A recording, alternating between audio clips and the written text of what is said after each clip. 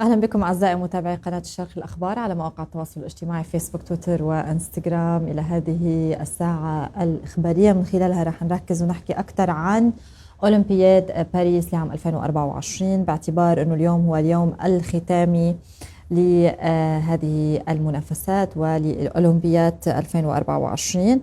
رح نتحدث بشكل مفصل وموسع عن كل ما حدث، ولكن بالتأكيد رح نركز على فوز الجزائرية إيمان خليف بميدالية ذهبية. سنتحدث عن ما حدث وتفاصيل ما جرى على كافة المستويات بالتأكيد مع زميلنا محمد وضحى، صحفي رياضي متخصص هنا في الشرق.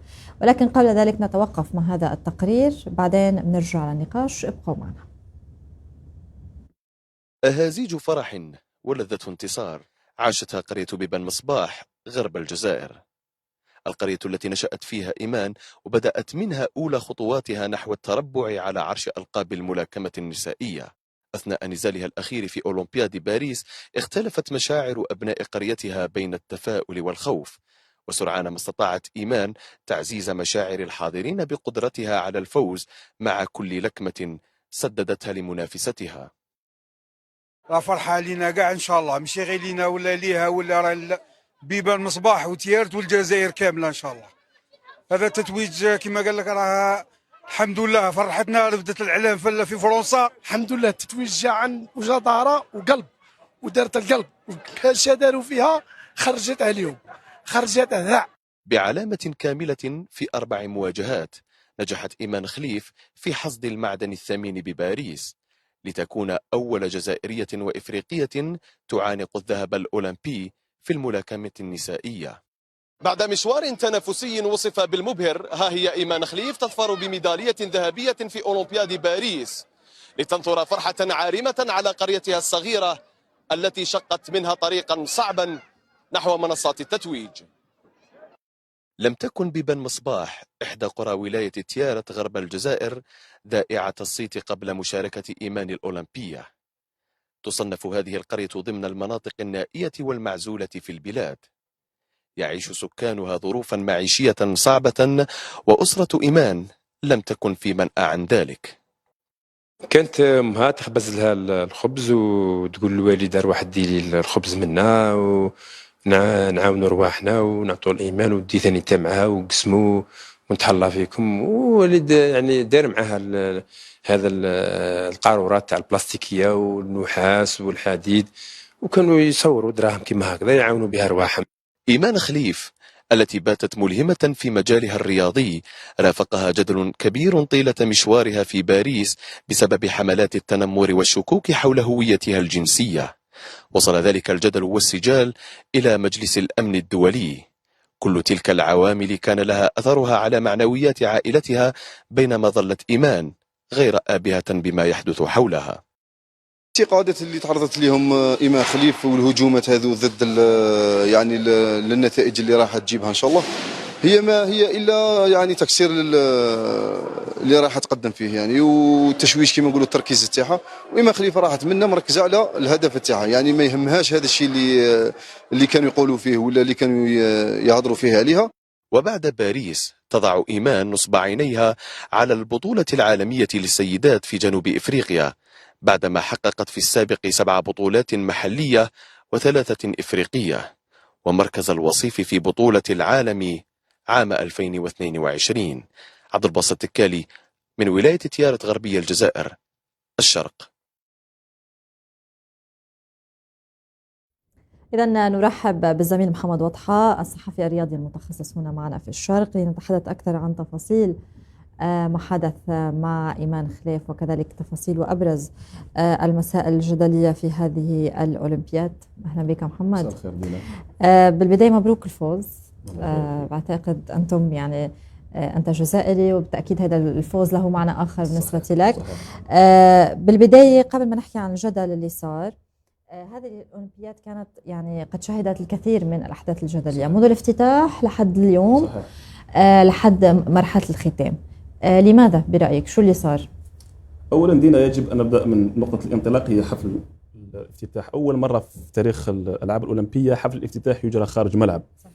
والسلطات الفرنسية والسلطات المنظمة اختارت نهر السين ليكون هو مسرح لهذا الافتتاح. المشكل أنه يوم الافتتاح سقطت أمطار، فكل البرامج المخصصة والبرامج الاحتفالية لهذه الافتتاح وربما البعض منها لم يكتمل من الناحية الإخراجية التلفزيونية. أيضا لا يجب أن ننسى دينا أنه هنالك مشاكل تتعلق أصلا من الافتتاح، أماكن الإقامة، يعني الأسرة الرياضيين كانت مصنوعة من الكرتون، وشفنا جميعا الفيديوهات المتناقلة إلى أنه نوفاك جوكوفيتش لاعب التنس قرر أنه يقيم في فندق ولا يقيم في القرية الأولمبية. الوجبات سيئة أيضا بحسب الإعلام العالمي. أيضا الميداليات دينا، ميداليات البعض يشتكي أنه الميداليات بمجرد ما يعني بعد أيام من نيل أي رياضي الميدالية تفقد بريقها، تفقد معدنها، وهنا تساؤلات حول نوعية هذه الميداليات، وهل هي ذهبية ولا في الدولة المستضيفة ولا أكيد. لجنة الأولمبية؟ اللجنة الأولمبية بالتنسيق مع الدولة المستضيفة، لأنه في نهاية المطاف الدولة المستضيفة هي المسؤولة عن الجوانب التنظيمية، الجوانب الأمنية، الجوانب المبيت، الإقامة، الغذاء لكل الرياضيين، فبالتالي فيبدو أنه مسؤولية مشتركة. وأكيد ما رح ننسى نحكي عن موضوع الافتتاح، الجدل اللي أثاره على مستوى العالم. صحيح. والعشاء الأخير أنه صحيح كان مثار جدل كبير، يعني مزبوط، الموضوع أثار كتير من الجدل. صحيح. بس بدنا نحكي ونركز اليوم أكثر على إيمان خليف اللي تعرضت لكل أنواع التنمر على واقع التواصل الاجتماعي، تعرضت للتهديد بالإقصاء، كان في خلاف كبير بين الهيئات المسؤولة على التنظيم، سواء صحيح. اللجنة الأولمبية أو الاتحاد الدولي للملاكمة. شو طبيعة هذا الخلاف؟ كيف بلش؟ ولماذا يعني ليش في عندنا هيك نوع من الخلاف؟ يجب أولا الإشارة دينا إلى أنه قضية إيمان خليف وصلت إلى أروقة مجلس الأمن المسؤول عن قرار الحرب والسلم في العالم. يعني القضية يعني تصاعدت بشكل قياسي وبشكل مذهل إلى درجة أنه أصبح مثار جدل داخل مجلس الأمن. أيضا المشكل أو جذور المشكل بحسب بيان الاتحادية أو اللجنة الأولمبية الدولية يعود للعام الماضي، لأن الاتحاد الدولي للملاكمة هو من أقصى إيمان خليف والتايلاندية أو التايوانية لين من نصف نهائي بطولة العالم العام الماضي. منذ تلك الفترة بدأ الحديث عن أهلية إيمان خليف وهل يحق لها المشاركة مع صنف السيدات.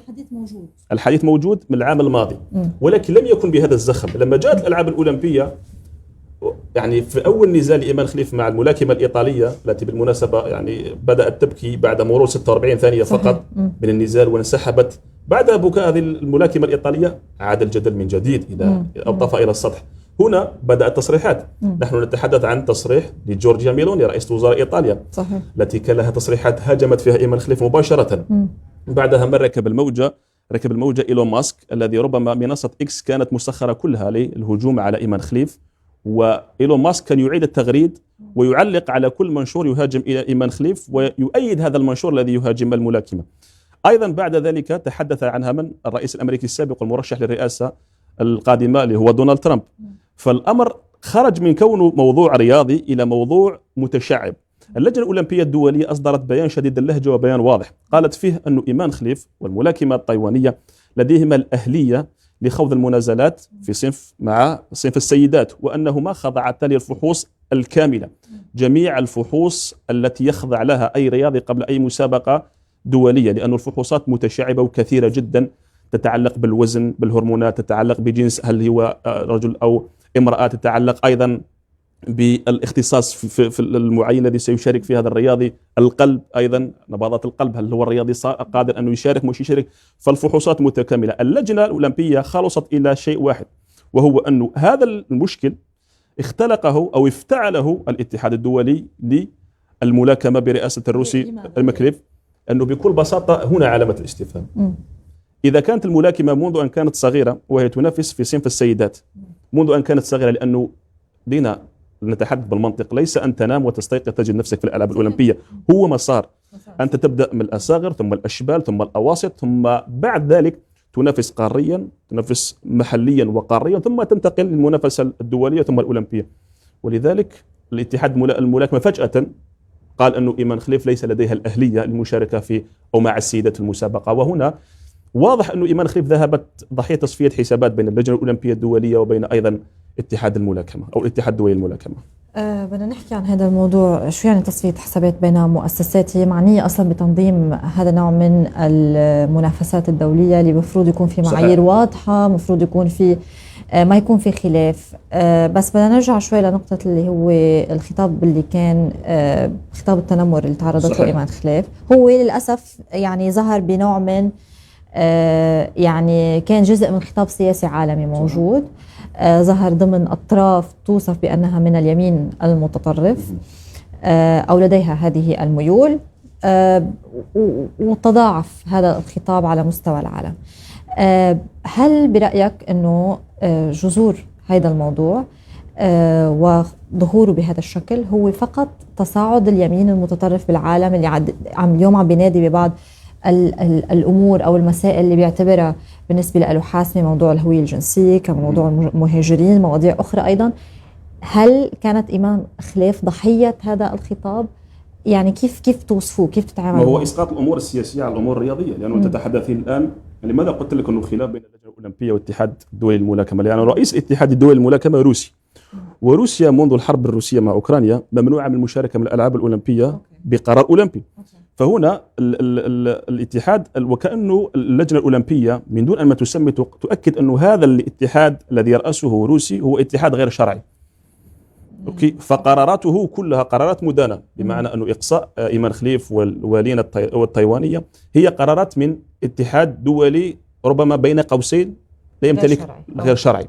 فهذا جزء من الخلاف الرياضي، لكن بطبيعة الحال لا يمكن من يحكم هنا؟ ما في لجنة معينة خارج هو اللجنتين؟ اللجنة الأولمبية من تحكم، لأنه هذه المنافسة تندرج ضمن راية الراية الأولمبية. والراية الأولمبية الآن من يشرف على الأولمبياد هذه من الناحية التنظيمية هي اللجنة الأولمبية. عندما تقول أنه إيمان خليف مؤهلة أنها تتواجد فوق الحلبة، فإيها مؤهلة فعلا أنها تتواجد داخل الحلبة. صحيح أن الاتحاد الملاكمة الدولي للملاكمة حاول المراوغة وقام بعقد مؤتمر صحفي في فرنسا أو في باريس من أجل ربما لا أدري ربما لتبرير موقفه أو للتشويش على إيمان، ولكن هذا الأمر أو هذا التناطح الرياضي الذي في أصله هو تناطح سياسي ربما هو ما جعل إيمان في خضم هذه المعركة وجعل كل أضواء عليها. واليوم بكل بساطة كل الملاكمات اللواتي شاركنا معها فوق الحلبة يعرفنها منذ زمان.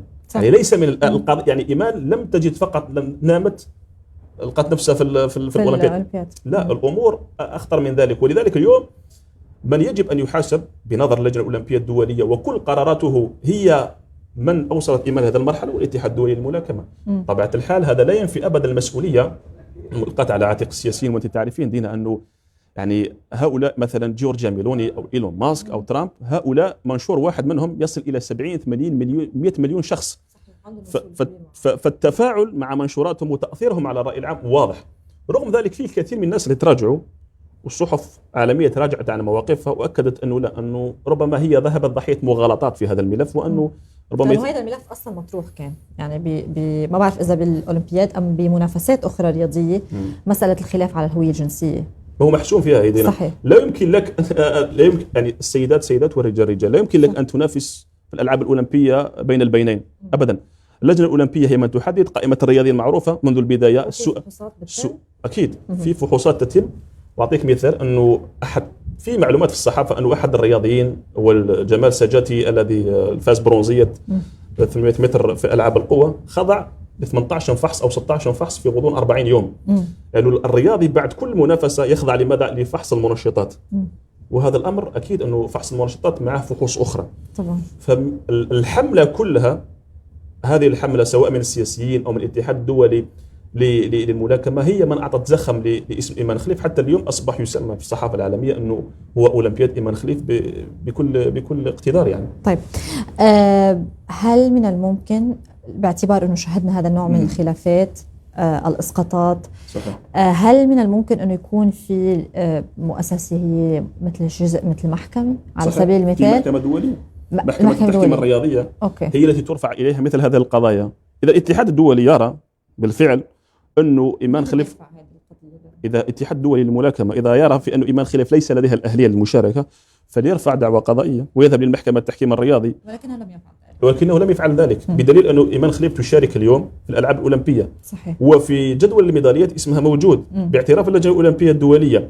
أيضا الأمر الآخر المهم هو لماذا لم يتم إثارة هذا الموقف قبل الأولمبياد؟ يعني إذا كان هنالك إشكال فإثارة الموضوع قبل الأولمبياد ربما قد يكون ربما مفهوم، لكن بمجرد أن بكت الملاكمة الإيطالية يعني تضخمت الأمور ذهبت القضية إلى أبعاد أخرى. يعني أصبحنا نتحدث عن حالات غش في الرياضة، ولذلك اللجنة الأولمبية أصدرت بيانين جزمت فيهما كل الجزم أنه كل ما قيل ويقال هو ربما لا أساس له من الصحة، وربما موقف أمس للأميرة ريما بندر سفيرة المملكة العربية السعودية في الولايات المتحدة كانت واضحة بدعمها لإيمان خليف وتنديدها بالحملة الإعلامية والتضليل الحادث في هذه القصة بأكملها. وبالتأكيد لأنه هذه الحملة بالنهاية كان لها تأثيرات سلبية صحيح. مش بس على الجماهير، هي على إيمان نفسها، على عائلتها، ونحن كنا قد تحدثنا لها معهم بلقاءات سابقة مع والد إيمان وأقاربها. هاي الحملات عادة كيف بتأثر على الرياضيين؟ هل حقا بيكون لها تأثير سلبي على أدائهم؟ كيف ممكن يحموا حالهم؟ الرياضي في العادة دينا الرياضة بصفة عامة، من لعب الرياضة ومارس الرياضة حتى لو كان صغير 90% من الرياضة هو جانب نفسي. صحيح. يعني الآن موجودين في أعطيك مثال أو نخرج قليلا عن الألعاب الأولمبية، نتحدث عن مثلا عن كرة القدم ثم نعود للموضوع. كل اللاعبين يعرفوا يلعبوا كرة القدم، لكن في النهائي مثلا في نهائي دورة كبرى تجد أنه لاعب متفوق ذهنيا على لاعب آخر، وهذا راجع إلى التحضير النفسي. ما فيش لاعب يلعب نهائي وما يعرفش يلعب كرة قدم، لكن التحضير النفسي كيف يتم التحضير النفسي؟ أولا بإبعاد الرياضي من الجدل. مثلا إيمان خليف هي مثار جدل، إبعادها تماما، بمعنى أنه عدم تعريضها للبرامج، عدم تعريضها لمواقع التواصل الاجتماعي خاصة أنه أي إنسان في مكان إيمان لو دخلوا شاب ألقى اسمه ترند في كل الدول، أكيد هو في النهاية إنسان يعني أكيد راح يحبط. صح. عزل الرياضي تماما هو ما خلى إيمان دائما تسير بتركيز، تعرف فقط أنه تتدرب، تنام جيدا، ثم تذهب إلى الحلبة وهكذا. تعريض الرياضي لضغوطات مواقع التواصل الاجتماعي هو أخطر شيء ممكن أن يحصل لأي رياضي. لذلك دائما أو في سنوات ماضية مدربون قبل المواقع أو قبل النهائيات مثلا كانوا حتى الانترنت يقطعوها على اللاعبين قبل حتى ينام ما يشوف ولا شيء، يركز فقط على المباراة ويركز فقط على المنازلة التي تنتظره. يعني فينا نقول أنه إيمان تم عزلها تماما عن ما يحدث على هي أكيد كانت تسمع، أكيد كانت تسمع، لكن التعرض الكثافة لهذا الأخبار ربما، وهذا يعود الفضل إلى المدرب لويس دياز وأيضا مدربها الخاص محمد شعوة، لأنه عزل الرياضي عن هذا الجدل الكبير ليس بالأمر السهل. صحيح. على كل نحن كمان شفناها بإحدى الفيديوهات كانت عم تبكي، يبدو بأكيد بعض الضغط بشكل كبير. بالمرحلة المقبلة يعني هذه ليست الذهبية الأولى للجزائر، صحيح، في ذهبية أخرى لكيليان مور. صحيح. بالنسبة للجزائر هذا انتصار كبير. تاريخيا هل نستطيع القول بأنه هذا العام كان عام الجزائر؟ هو عام العرب بصفة عامة، لأنه أفضل مشاركة عربية لحد الآن 17 ميدالية، 7 ميداليات ذهبية بعدما أضافت البحرين قبل قليل ميدالية في المصارعة، البحرين بميداليتين ذهبيتين، لأنه ميدالية ذهبية أفضل من مليون ميدالية فضية في الترتيب، حتى لو كان لك آلاف الميداليات ما لهم.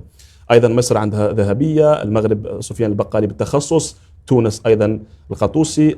ولذلك أعتقد أن المشاركة العربية هذه المرة ربما كانت مشاركة هي الأفضل في تاريخ مشاركات العرب في التاريخ الأولمبياد، رغم أنه كنا نتطلع لنتائج أفضل، ولكن ربما دائما هذه هي مثل ما يقال هذه الرياضة أنت لا تجري في مضمار وحدك، يعني أنت معك رياضيين من المستوى العالي، تتحدث عن الولايات المتحدة، تتحدث عن الصين، تتحدث عن أستراليا، فرنسا، روسيا وحتى روسيا لم تشارك لأنه منذ المشكل مع أوكرانيا فلم تشارك، ولكن تعتبر مقبولة إلى حد كبير هذا المشاركة العربية، ولو أنه بالنظر إلى خلينا نقول الأسماء المتواجدة في الأولمبياد أنه 7 ميداليات ذهبية ربما كنا نطمح لما هو أكثر، ولكن هذا هو الموجود. وين فشلت التوقعات أو وين كان في توقع أكبر لميدالية عربية وإنما لم نحظى بها؟ دينا أنت يعني لما تشاهدين مثلا سباق 100 متر أنت تعتقدين فقط أنه هذا المتسابق أنه فقط جاي من عطلة وجاي يتسابق، الناس تحضر لمدة 4 سنوات. مزبوط. في سباح أمريكي مشهور اسمه مايكل فيلبس كانت الولايات المتحدة الأمريكية برنامج خاص له كان يسبح مع القروش في البحر، فبرنامج متكامل ودعم متواصل وتدريبات على أعلى مستوى واحتكاك، وأيضا الموهبة لا ننسى دينا أنه لازم يكون هنالك المواهب والاهتمام أيضا بالمواهب، لأنه اليوم لو تشوفي مثلا كرة القدم هي ميدالية واحدة، مثلا كرة القدم هي ميدالية واحدة، لعب مثلا دولة ربما غير معروفة على مستوى العالم، ربما ميدالية واحدة توازي دولة عظمى. فالأولمبياد مهم جدا والتحضير له مهم جدا أيضا. كيف بيختلف اليوم تحضير الأولمبياد عن تحضير لمنافسات رياضية أخرى؟ هل فينا نقول أنه هو المنافسة الرياضية الأعلى والأكثر؟ الأولمبياد أهم محفل عالمي في الرياضة بدون أدنى شك، والميدالية الأولمبية هي ميدالية تاريخية، لأنه في نهاية المطاف الأمر يتعلق ببلدك، يتعلق بوطنك، يتعلق براية بلدك. فأكيد أنه الفوز بميدالية في الألعاب الأولمبية هو أمر تاريخي لأي رياضي، والتحضير له أكيد أنه بين الأولمبياد والأولمبياد في مسابقات جهوية، مثلا في بطولة إفريقيا، بطولة آسيا، وثم بطولة العالم، صحيح. ثم نأتي إلى الأولمبياد. ولكن أكيد أنه الأولمبياد هو سقف الرياضة في العالم. ربما البعض يختلف يقول لك لا أنه كأس العالم مثلا أنه والله هذا سقف، لكن كرة القدم هي اختصاص واحد، لكن الأولمبياد هو كل شيء، كل رياضة موجودة أو معترف بها في العالم، وكل اختصاص متواجد في الألعاب الأولمبية.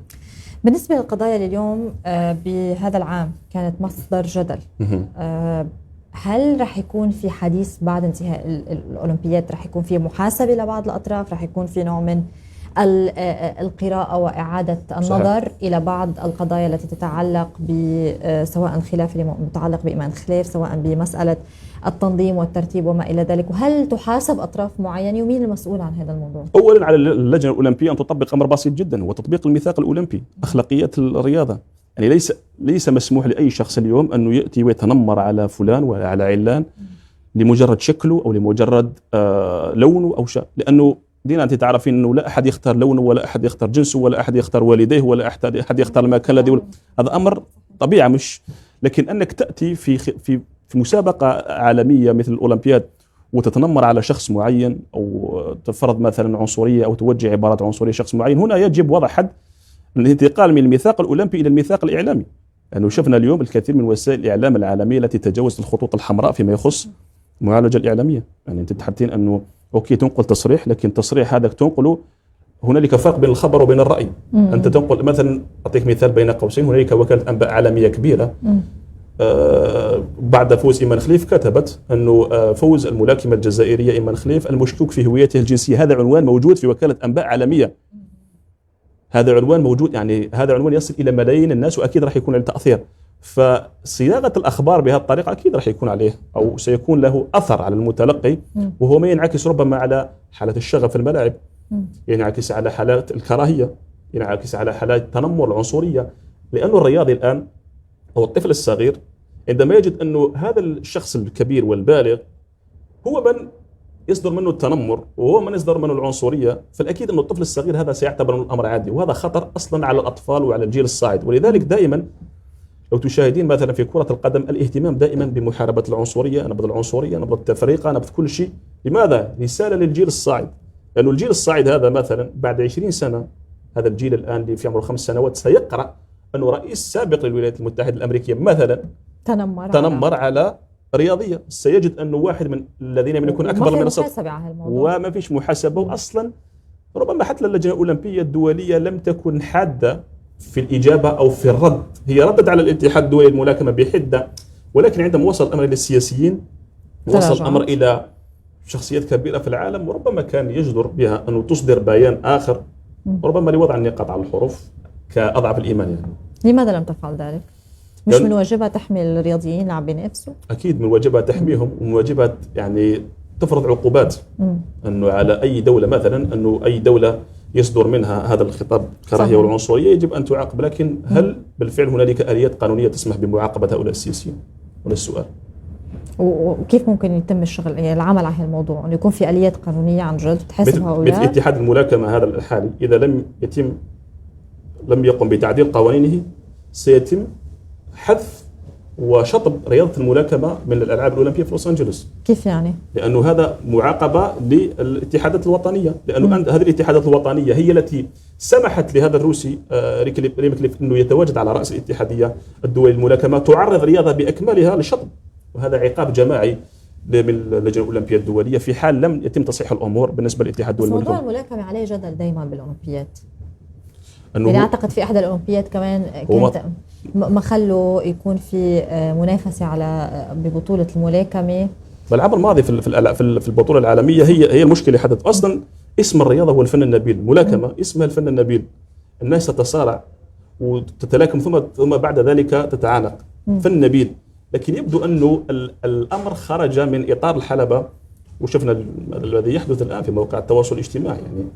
يعني الحملة ضد إيمان خليف غير مبررة تماما، وفيه رياضيين آخرين. اليوم لما نتحدث عن إيمان خليف، هل إيمان خليف السؤال تعرضت لنفس موجة الدعم التي تعرض لها فينيسيوس جونيور لاعب ريال مدريد لما تم إطلاق عبارات عنصرية ضده؟